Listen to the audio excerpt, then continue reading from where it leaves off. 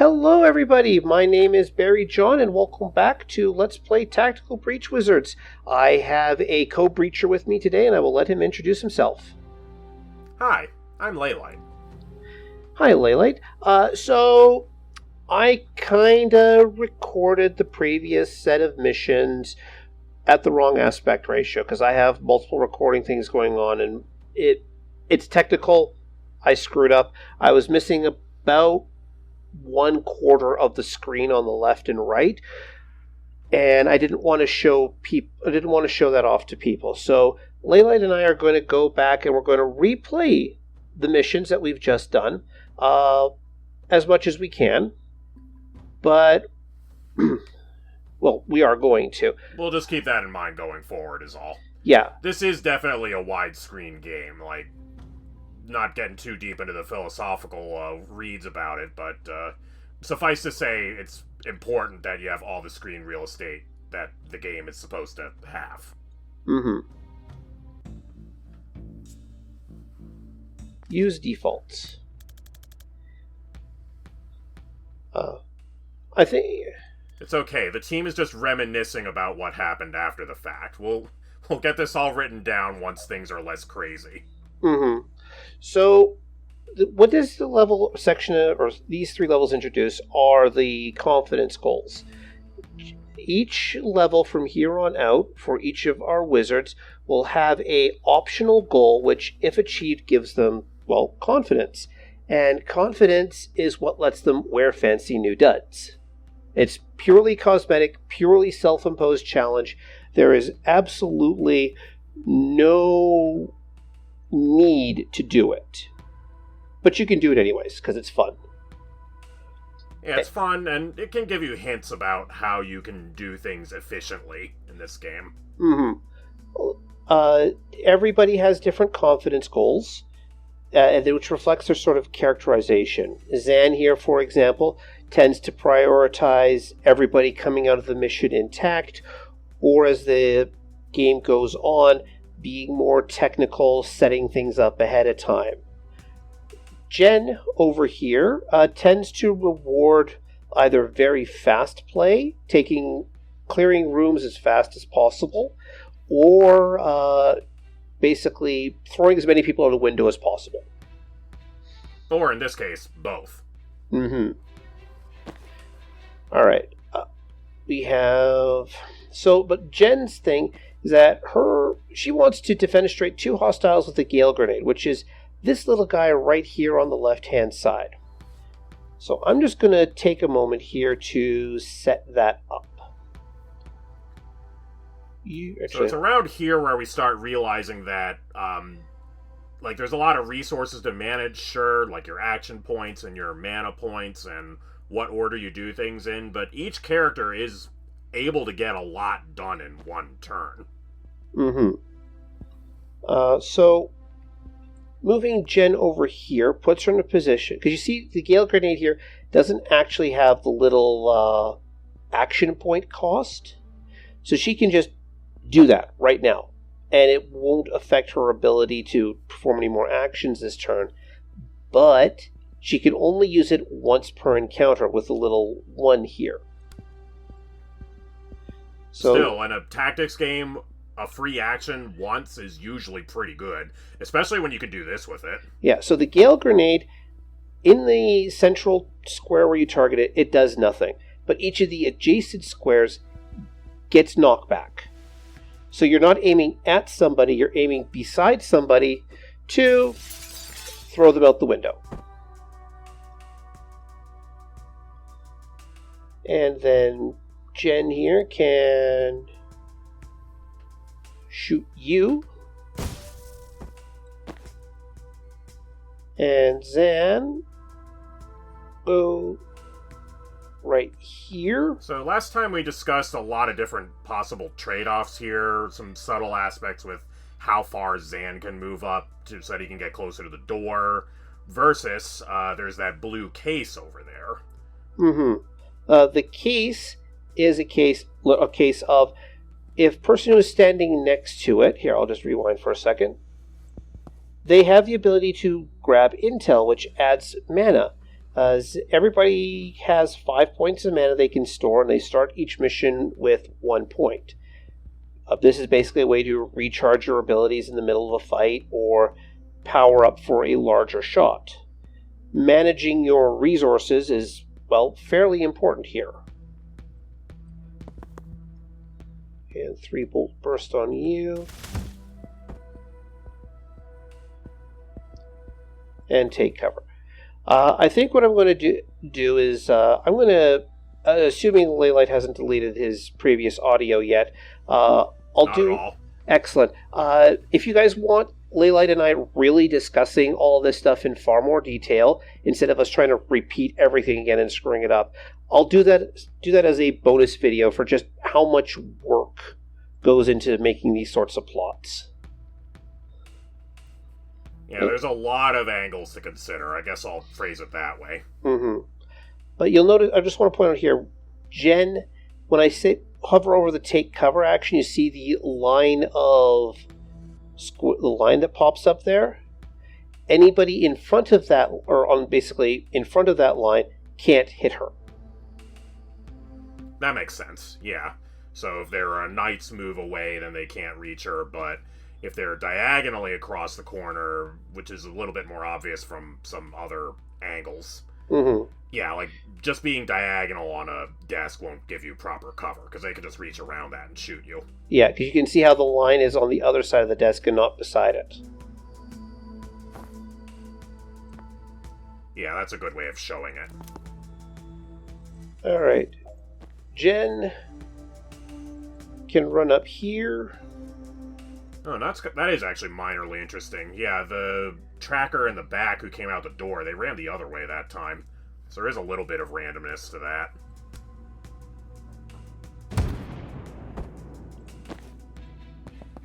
Jen, of course, you can still set up that collision anyway, so yeah, it does not matter. Yeah, and that is that for the room. But as you see, the It's very efficient. Yep. That's right, even the game says it's efficient.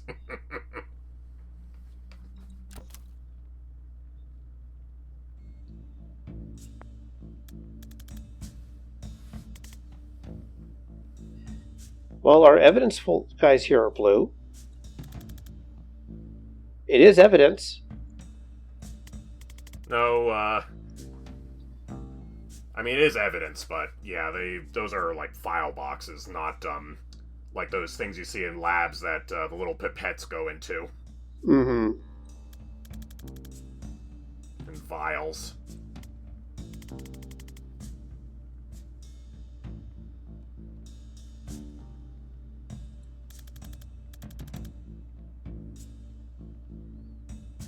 There's a reason why he wears multiple watches. And it's not just for time zones.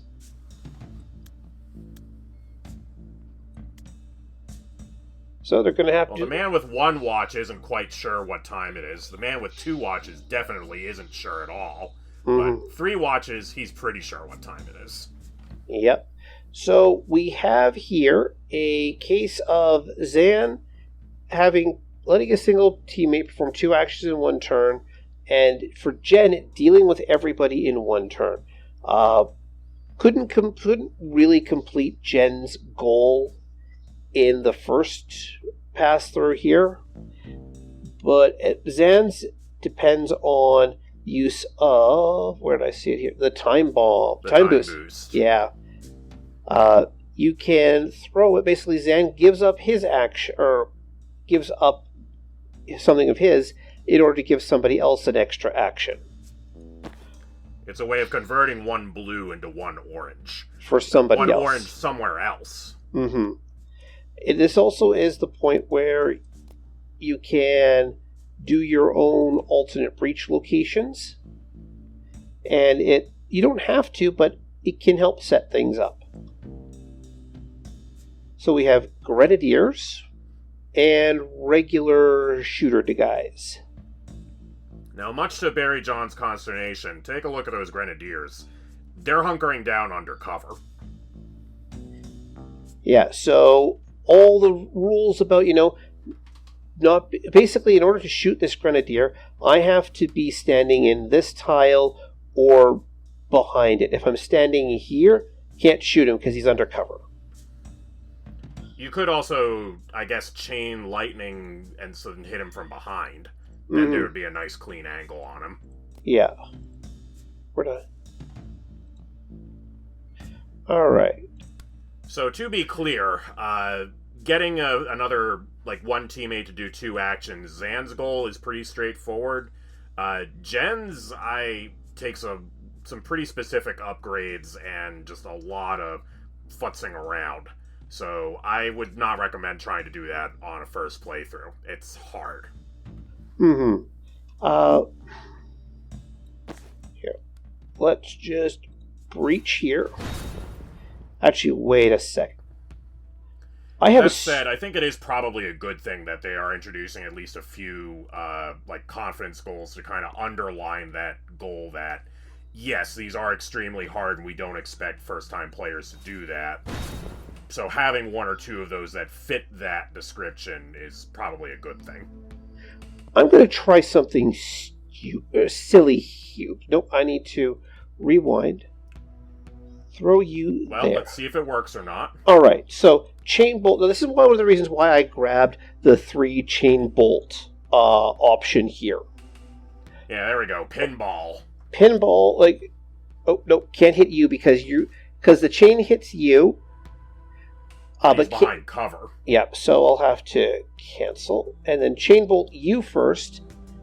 And then you. And then you. Wait, can you go straight from one grenadier to the other? Yes, I could. Because then you could zigzag backwards. You could do grenadier, tracker. Chain bolt, grenadier, tracker. But I have into the corner. I have a different idea here because I think I realized. Remember how I can do Zan's confidence goal or Jen's confidence goal of wiping everybody out on turn 1. Okay, I'm listening.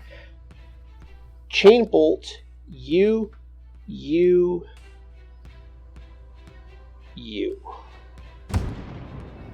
Okay, so they're shunted backwards twice because of 2 knockback. Sure.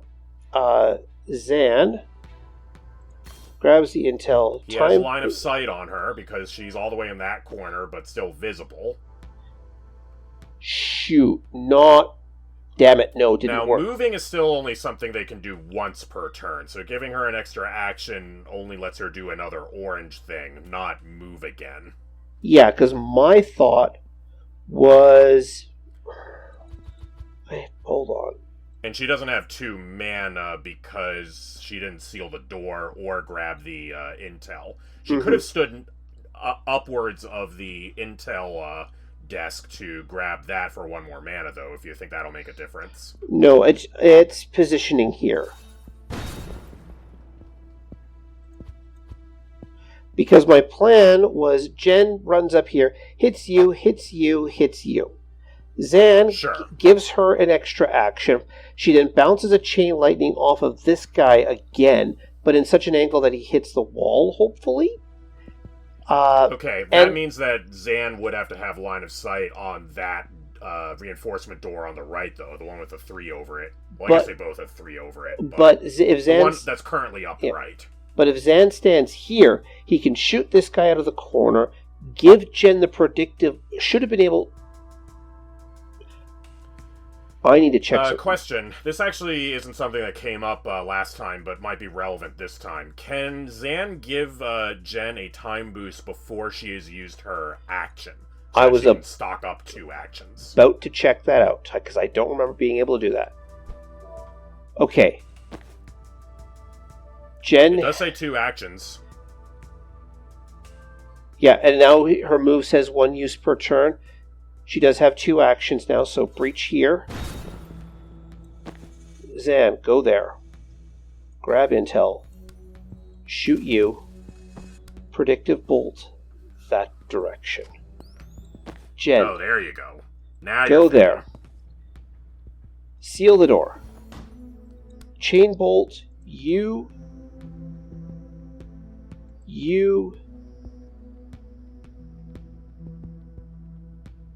and you. Because now you're bounced against the wall, and you get thrown across the line there. Very nice. Okay, that's that. Okay, we got Jen's done. Okay, yes, because you can still take what are effectively turn 0 actions before you actually step into the room to start fighting. Okay, that actually, yeah. So last time we didn't quite manage to do that. We still did pretty well. We got like 4 out of 5, and we ended up having to take like a couple extra turns or something, but it still wasn't really a big deal. We just didn't get the Gen confidence goal is all. But now we have.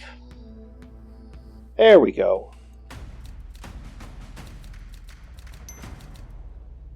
And now you can see how Jen's is lit up because we completed it this time, and Zan's, we did it again.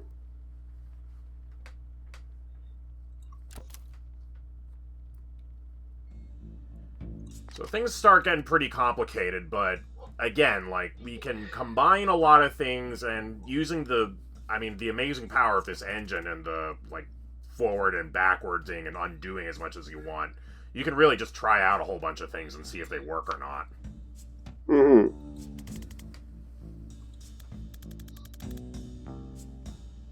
This seems a bit contrived for a police station, but I guess it works. I mean, to be fair, we are a pair of paramilitary wizards who are assaulting multiple police stations in a single night. I guess they have the second overpass in case they have to repair the first one. Mm-hmm. Or it just looks... I mean, seriously, look at those windows and tell me that this isn't the sort of place where you're intended to walk from one building to another and, you know, you get to look down on the street below you. Like, that's pretty. Yeah, it sure beats crossing the street, especially with all the other problems we're about to see in a while. Yep. But, okay, so you can see here, this guy has these tiles in front of him. Sharpshooters have the ability to, or basically set up their own version of Overwatch, Zan's ability here, which, you know, makes perfect sense. Yeah, we saw a brief example of that in the previous chapter, but here, like, I appreciate how it kind of ties into the plot a little more. Mm-hmm.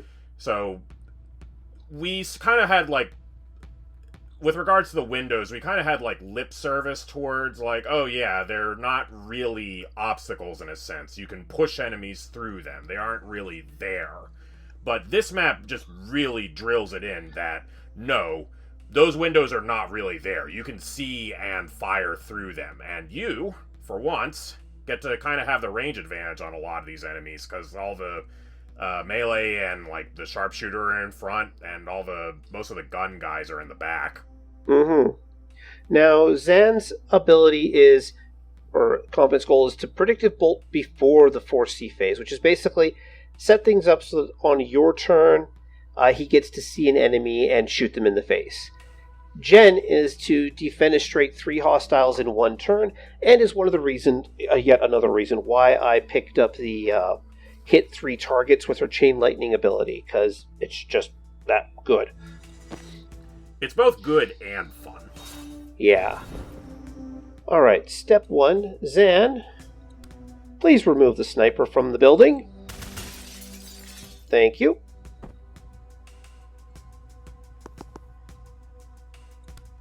Now, you notice here how Zan is still able to predictive bolt through the door.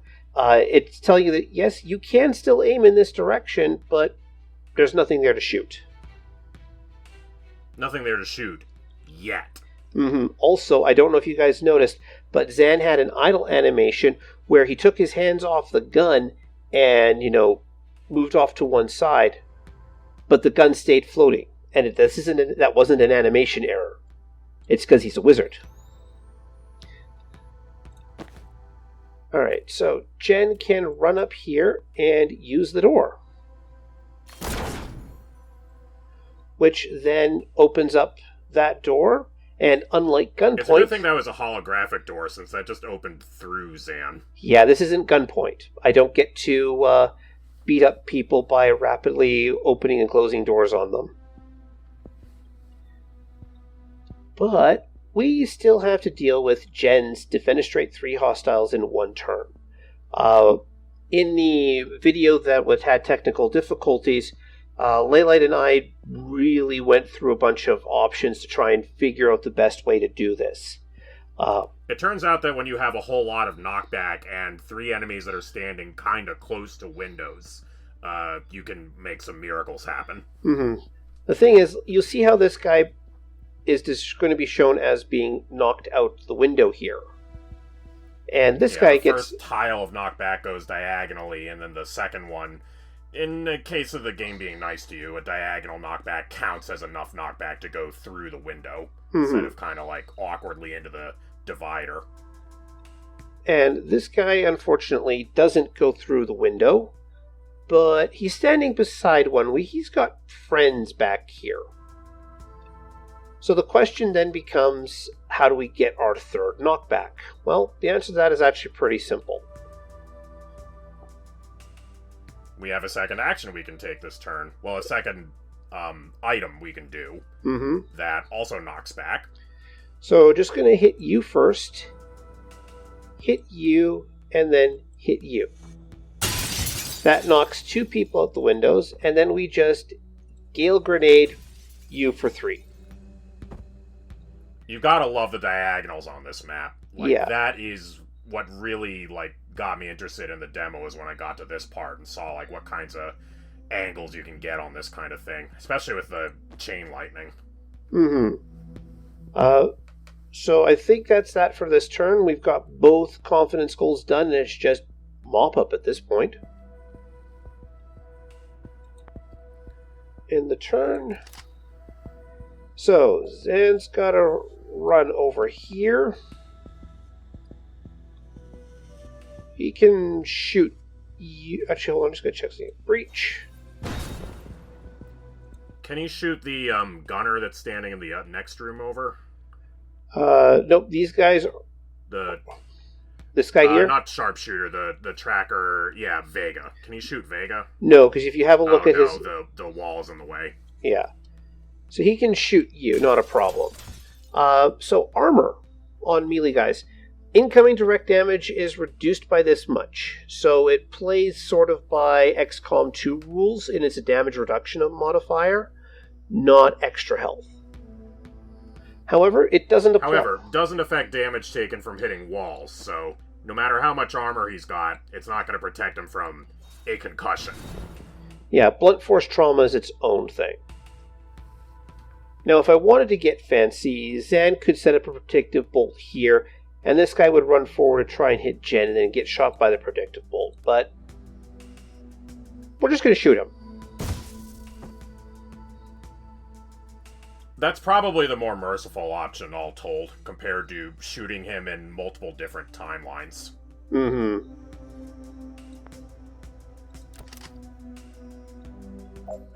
Jen's got to run up there. Zan, unfortunately, is not in a position where he can reach the next breach point. But he can clear the way for Jen here. Yep, just like on the boat, and just like in the other police department, this is a very fast team. We are just going to barrel through these guys almost before they realize what's happening. Nope, don't have a free action I want to give out at this point. No predictive bolts. Jen is done for the turn. This would be a lot more tense if I hadn't cleared out 3 enemies out of these 2 rooms on the first turn. Sometimes you just have to make a dramatic entrance. Shock and awe. Now, unfortunately, Zan has a slight problem here where he can't hit the Overwatch cop right here, the sharpshooter, after breaching. The only person he can hit is this guy right here. Hold on, let me check something here. Well, fortunately, they are standing right, like, in line with one another, so you might be able to get time boost value this turn. Mm-hmm. But Jen can still breach and be in line of sight for a time boost throw. Because right now she can just chain shot, but she's already used her move for the turn. So I think just cleaning up here. Sure, good enough. Yeah, because she can't block off the door. Zan's already moved. It's unfortunate, but I think one guy is going to be in here to... Mostly. Here. You, Predictive Bolt, cover the door. And then... Oh, okay. Yeah, no. I'm glad she didn't get shot. Yeah, fortunately, I could have rewound if she got shot, but no. Zan, fortunately, has good trigger discipline and doesn't shoot allies. But I just realized that, when Zan shoots this guy coming out the door, it's going to take knockback and deal with hurt Jen there. I don't think so. That doesn't do knockback. It's kind of more like a piercing... Well, not a piercing, but like just a big slug. So I don't think it knocks back. We saw that in another timeline, in another universe. Predictive... Yeah, it's just 4 damage. It doesn't show any knockback. There we go. Jen seals the door. Zan opens the door to the next spot. And we are done.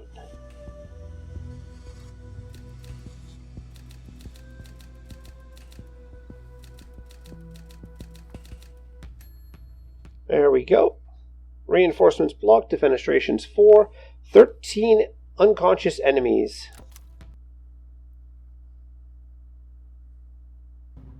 But now... Oh, by the way, when you're replaying missions, if you see little stars on the pictures, that means you've completed all the confidence goals for that set of missions, and you don't have to worry about replaying them. Unless you want to replay them again with future wizards and see how they interact with the mission. It'd be non-canon, of course, but it's for fun. Mm-hmm. So, you know what? I think it's time to deal with the Traffic Warlock.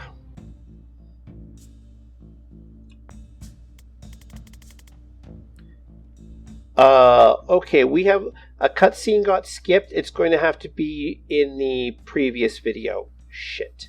Pardon my French. You can probably edit it in post, probably. I'll see how it goes. I've always had problems with videos with different resolutions.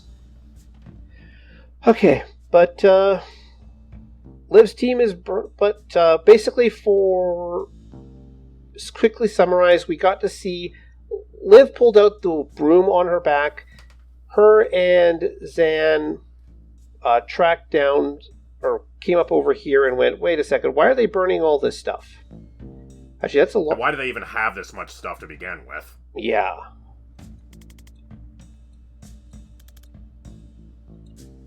Fortunately, the way the previous video was recorded, it's not actually going to miss any of the dialogue involved.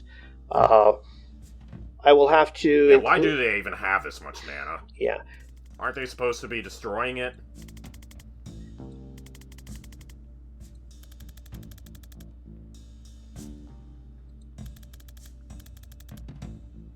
Which is weird because, we used mana to power our abilities. You'd think somebody would have figured out a use for it by now. Because, Zan's got the little hourglasses in his belt, which are, his time boosts. Yeah, but this is confiscated mana. You don't know if it's been doctored with, or if it's been, if it's poor quality, if it's raw. Well, the stuff in the evidence files, that's, that's refined mana. Yeah. One of the original concept for this game, before, development happened, was, basically wizards versus doing a series of drug busts. So this is a holdover from that development.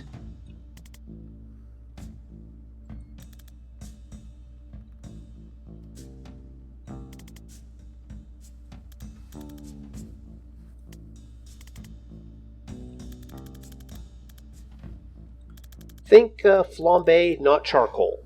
And if anybody's played Dispatch, no, not that flambe.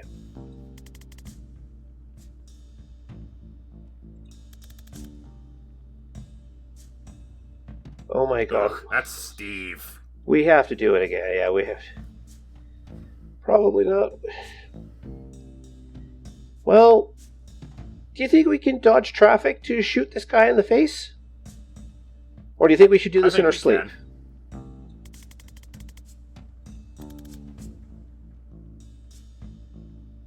Wait, there's a sport for that?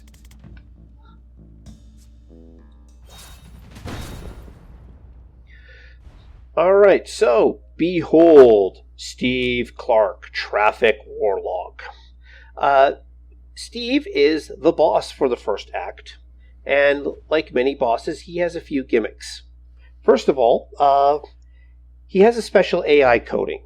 Number one, he likes to set up his area of effect attack, which is all these red squares, to try and hit as many... Yeah, fortunately, it's not an Overwatch effect. It's just an end-of-turn effect. Yeah, it's his attack. And we're told in big, glaring red lines, hey guys, this is where he's going to attack, so don't stand there. But he likes to try and attack as many people, or catch as many people as he can in the area of effect as he can per turn. If he can only hit like one person, he will, if they're the same distance from him, he will go for Jen, because he doesn't like Jen, and Jen doesn't like him. Otherwise, he will go for the closest person, which could be Zan or could be Jen. Our confidence goals for the day. Zan wants to finish with all team members at full health, which is easy. And Jen just wants to toss Steve Clark out the fucking window. Pardon my French. And as you've noticed, we did that in the full video, so I think we're going to do that again this time. Because our Steve Clark here has 2 points of armor. As might be expected for a guy who stands in the middle of traffic. He's built like a telephone pole, and you are not going to be able to shoot him to death. He is a tactics boss. You're going to have to get clever dealing with him. Mm-hmm. I also like his costume. He has a traffic light as a war mace.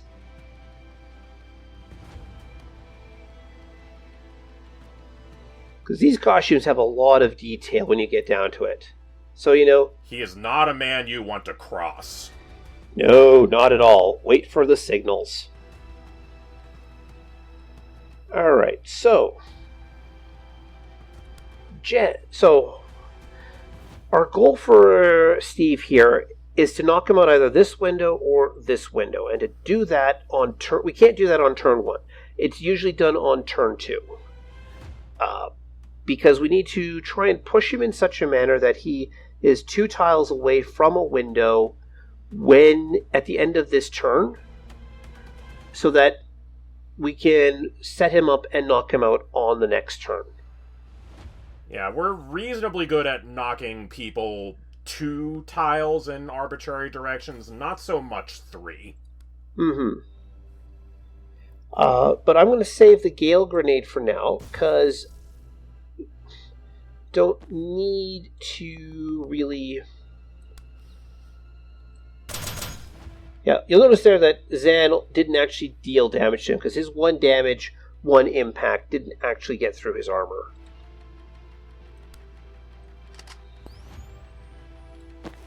But we have him where we want on our next turn.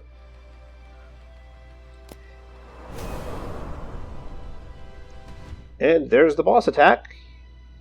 Did somebody call for Ecto 1? We need to deal with that. Now, at this point, we could rewind. Or, after seeing his attack in action, we could do that. But I'm confident for this. Yeah, it looks like pretty good setup. We've got good angles, we've got the door covered, that guy is dead before he got to do anything. Mm-hmm. So... And Steve has very politely decided to walk close to, but not next to, the window.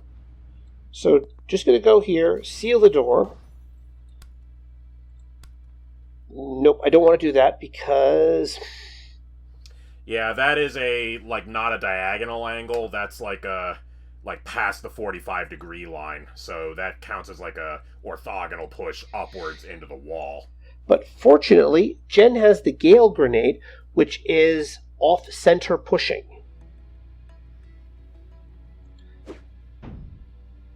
Pardon me, sir. That looks a lot better. I need to knock you out. Zan's just going to run up here, seal the door, grab some intel.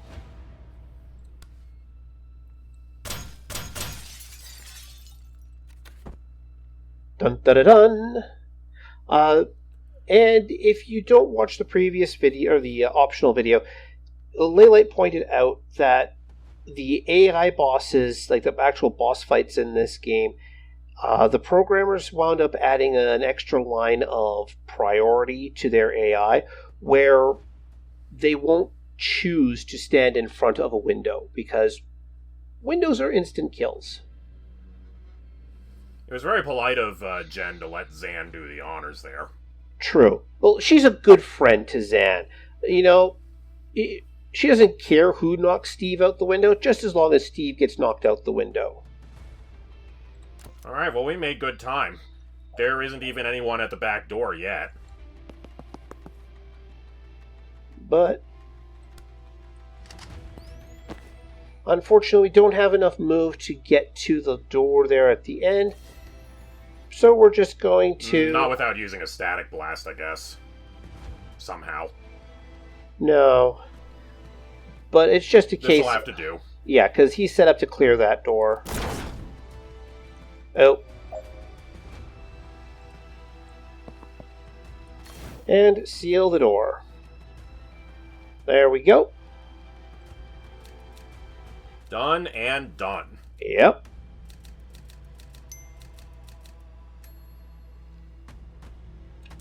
Alright. And that clears us out for all the missions. Unfortunately, I'll timestamp the other video for seeing where the missing cutscenes are for people who want to watch those, and I strongly encourage that you do because the writing in this game is spectacularly awesome. And that would bring us back to this point where you know what, we've got time, let's just have a look at our perks here for now and get this set up. So Static Blast gets the point blank where, you know, if Jen's in somebody's face, she deals an extra couple of knockback. Zane still has strong finish on the chain bolt for extra knockback. But her Gale Grenade has three options here. If thrown directly onto an enemy, lightning strikes them for 2 damage, which gives you, you know, a use for actually targeting somebody. Second, Wind gives if you hit an ally with it, they get a second move. That sounds extremely powerful. After they've been pushed.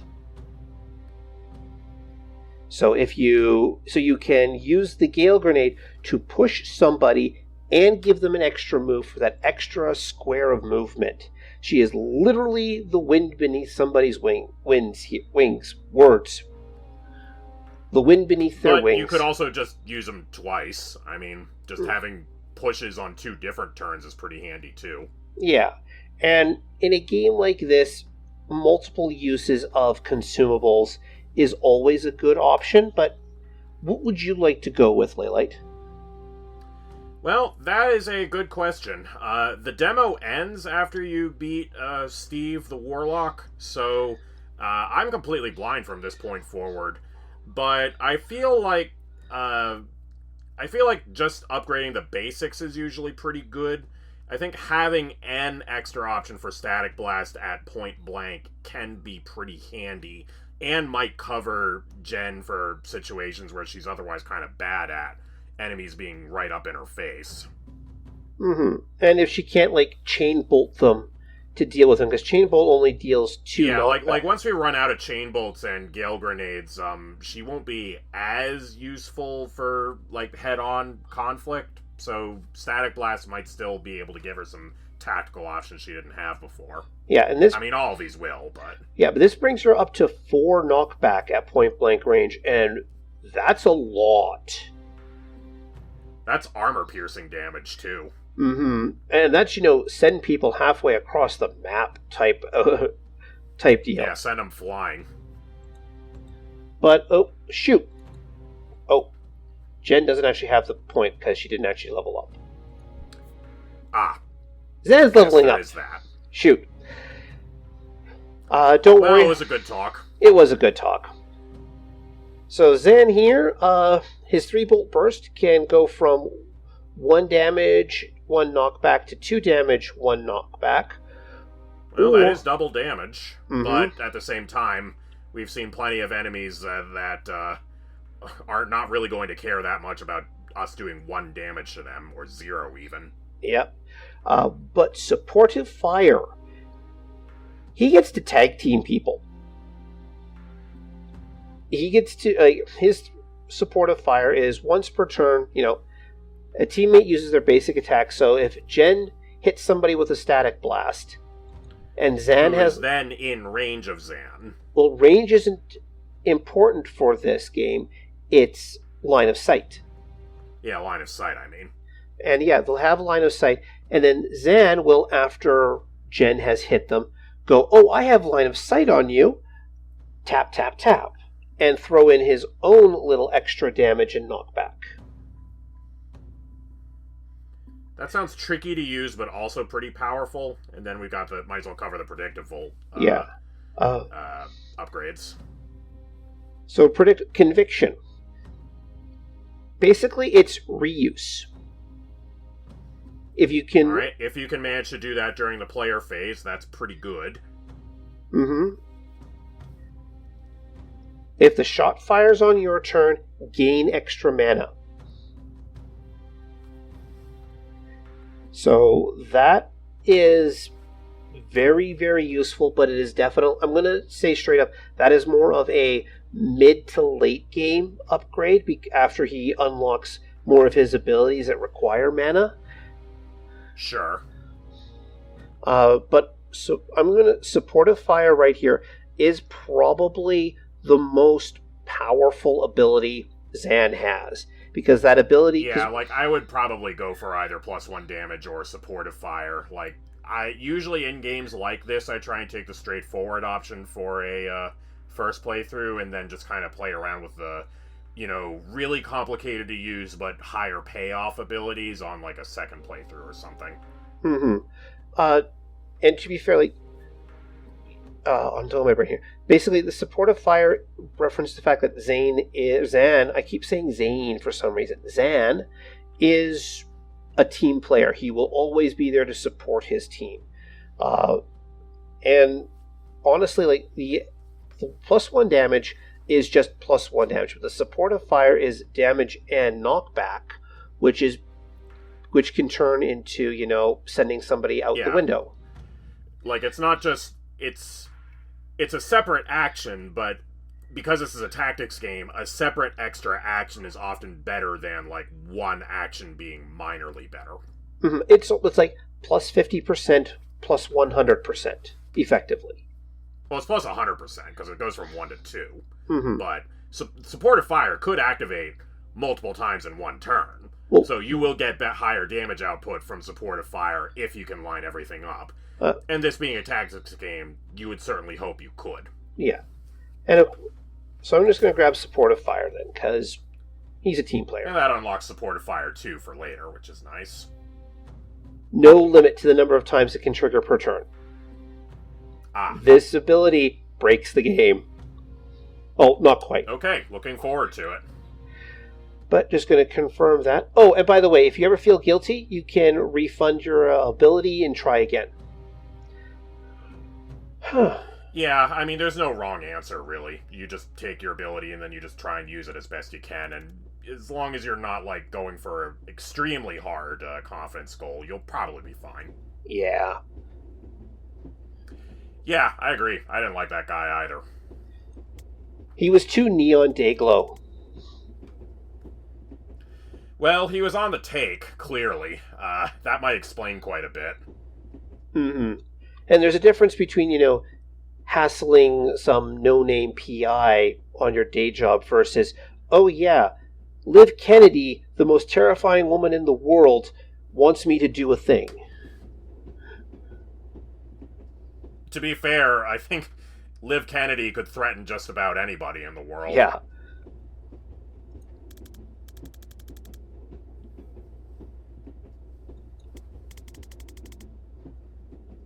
Oh, that's remarkably handy.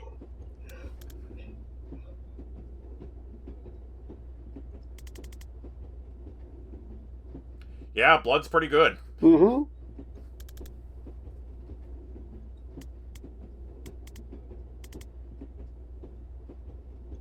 For someone who can, transcend time, sounds like it's possible. Time and space being the same thing, of course. Extremely, yes.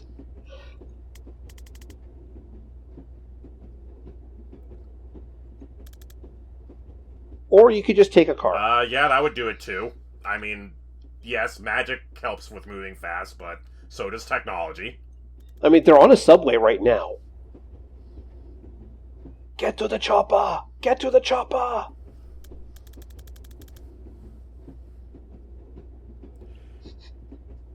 I mean, it's better than going on foot. True. Or on a bicycle. Actually, you know what? I want to take that back. I know that there are certain special forces groups around the world that are trained on bicycles because they're so ubiquitous all around the world. And easy to repair. Yeah. Libely. Not...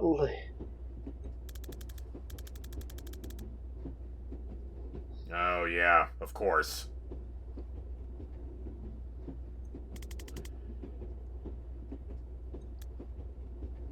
I hope your passport's up to date.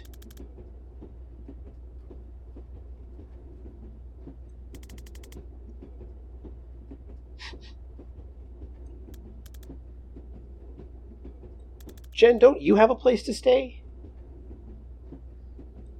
Yeah, but it's like, the opposite side of town. It's farther away from the ferry. Mm-hmm.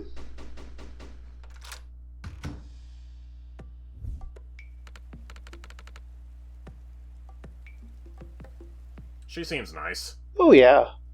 I like that sport jacket.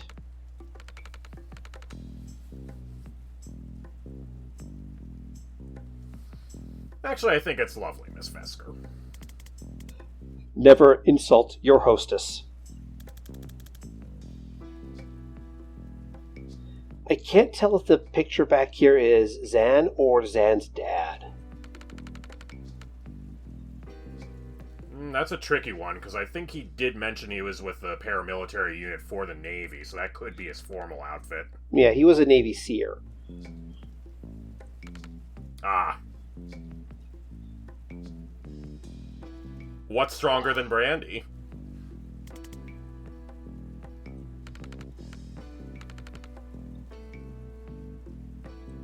Oh yeah, she knows how to play it cool. Oh yeah. Ooh, skullcracker.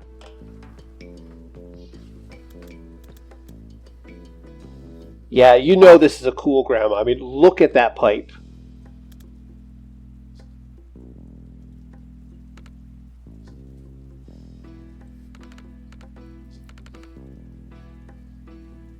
I don't think he's a drunk.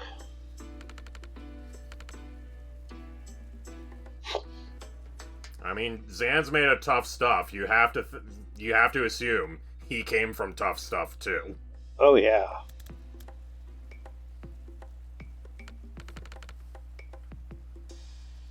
Next ferry to Libely.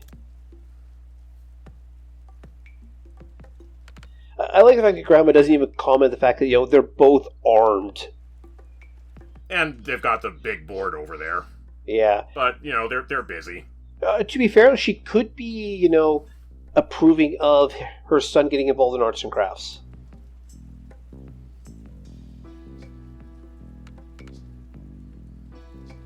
Oh yeah, there's a job over there. Yeah. Oh, maybe if we have time when we're done.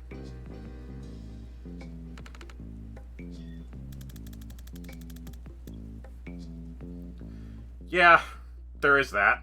Yeah, we have time to do tourist stuff later, but World War V?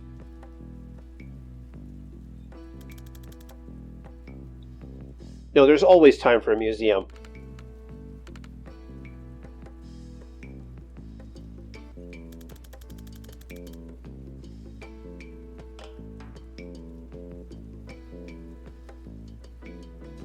That's a legitimate concern. It was more of a saunter. Yeah. Although I suppose, she probably strutted.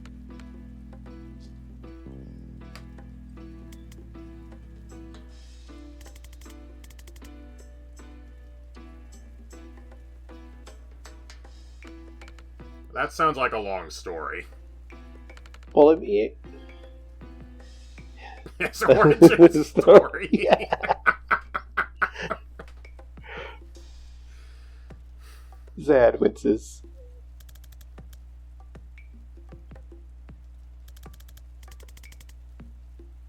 And she's even capitalized it. We've got time. We've got time tonight. Okay, we're sitting down on the sofa.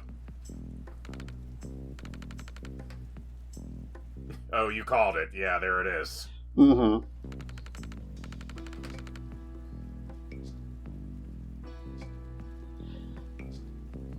Sitting in a drawer. As a person who had to clean out a hoarder's house at one point, that's more likely than you think.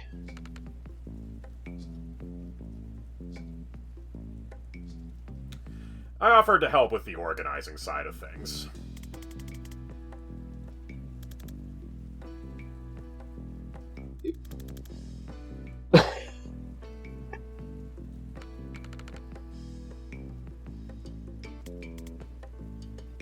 Beautiful. Oh. Yeah. Yep. You can tell they love each other.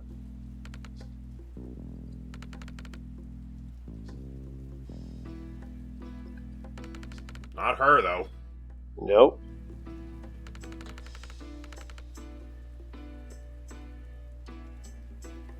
Are you talking about Zan or his dad now?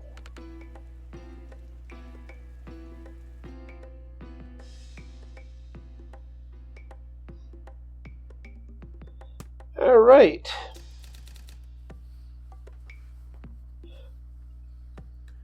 All right. More people are involved now. Yep. So, Steve Clark, Traffic Warlock.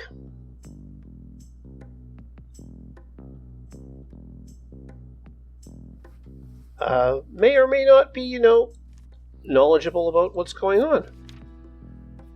Yeah, we really didn't have time to just kind of, make a citizen's arrest, so we just had to settle for just booting him out the window and letting the police figure it out later. Mm-hmm. Oh, Zan's commentary is in orange, just like it was the whole game, but he gets, orange sticky notes, too. Beautiful. Mm-hmm. It won't, it's kind of weird, the guy isn't, a full-on pyromancer, he's just sort of... That's the thing with misfits, is that, if they can't find, formal employment and formal appreciation, then they're at risk of getting picked up by these kinds of groups. But Liv Kennedy is at the center of things? And the mana stockpile. Okay, hold on. Yeah. Let's just move... Yeah, something's the matter with that. Yeah, let's just throw you over there. Yeah, we're gonna need to start putting people out in the ocean so that we can put, places in the actual places on land, I guess.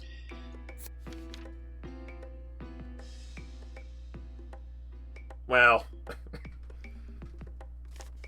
Heh.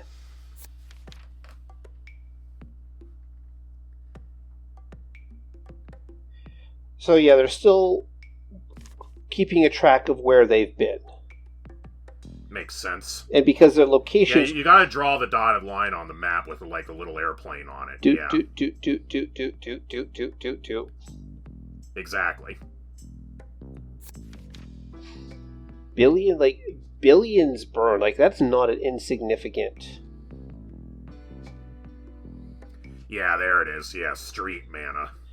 But apparently, unlocking your craft tends to happen in a life-threatening situation. So this much mana could have been used to jumpstart mages, wizards. Beryllium calcite.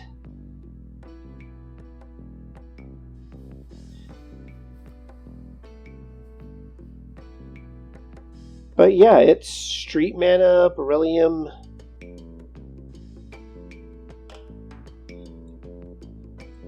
So yeah, there's a lot of questions going on about that right now.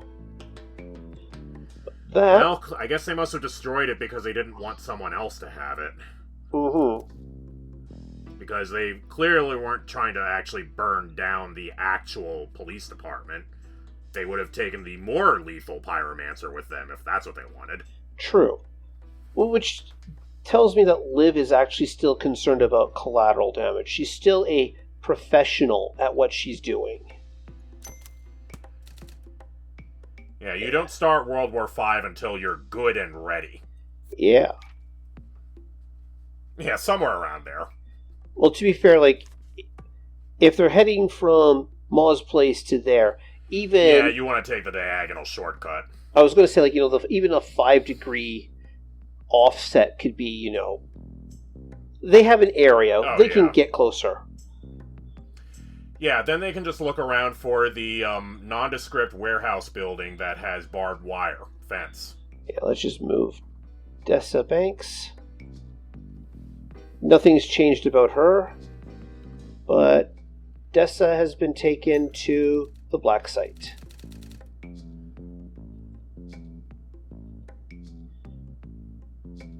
Man, some of these red lines zoomed out like this, they look like red lines drawn in paint. Let's see, anything else that we want to make a connection on? I don't think, Kesh, the pyromancer, I don't think he has any connection to either of the police departments. I think he's just taking orders from Liv. Yeah, he's not involved with Reactor directly, except that Liv is working for... Reactor and Liv are working for each other. Liv is employing Bori like she's employed Steve Clark. So, in theory, it looks like she was getting Steve Clark to make sure that these guys weren't being destroyed so that she could destroy them. I guess you can connect Clark to the lockup because he knows about the building, I guess. True, but there's no connector for it. Up here, it says that it's all made sense. So at this yeah, we're out of tags, like string. Yeah, so at this point, we're just, spitballing. Yeah, and Clark certainly takes orders from Liv, not from the lockup. That's clear. Yeah. Okay. I think we're all done here, then. Yep. Out of brandy, made tea. I'm a tea drinker myself. I don't drink coffee. You think that? Your call. Unfortunately, if we stop here, the cutscene loss is going to kick in, and we won't be able to rewatch this. Well, alright, let's sit down and hear it.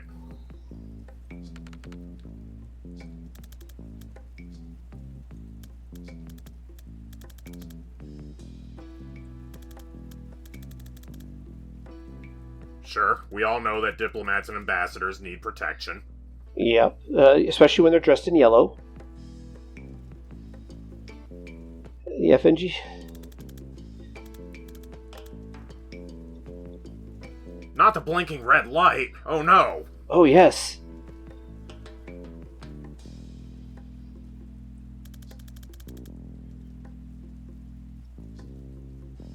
Makes sense. Like, it depends on the type of bomb you're using.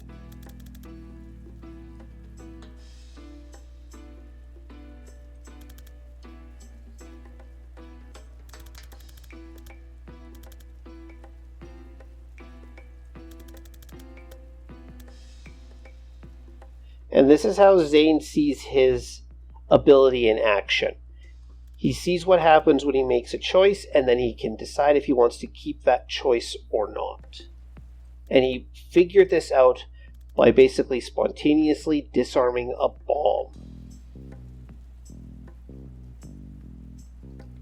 Well, it's a pretty good one. And it ties into... People are capable of amazing things when the adrenaline is going through them. Yeah, adrenaline, delirium, and a desperate need to do exactly what it turns out you can do. People are capable of... Yeah, when they're stressed out.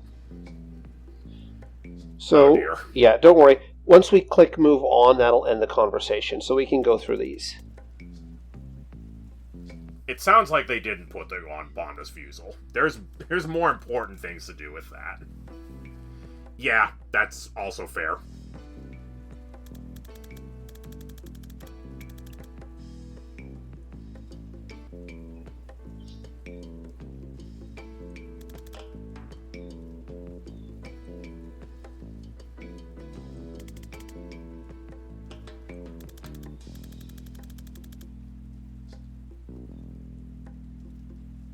First mention of chapel, they will come up later. Of course. But there's a lot of mentions in this story that just go by unremarked. They're just world-building throwaways to flesh things out.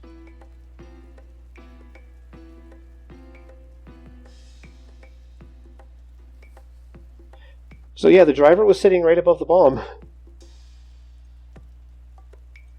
Good story.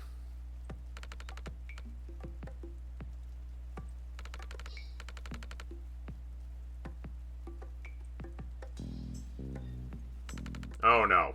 She is a practical sort of person. Mm-hmm. Magic is not hereditary. Yeah, she is the life or death situation.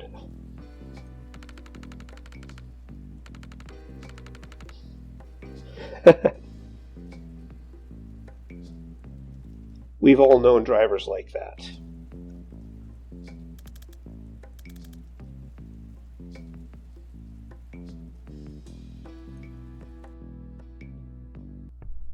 And that is that. We have completed the first act. Next time, join us when we run for the extraction. It's going to be a long day. Hope you're well rested. Yep. Thank you all, and I will see you in the future.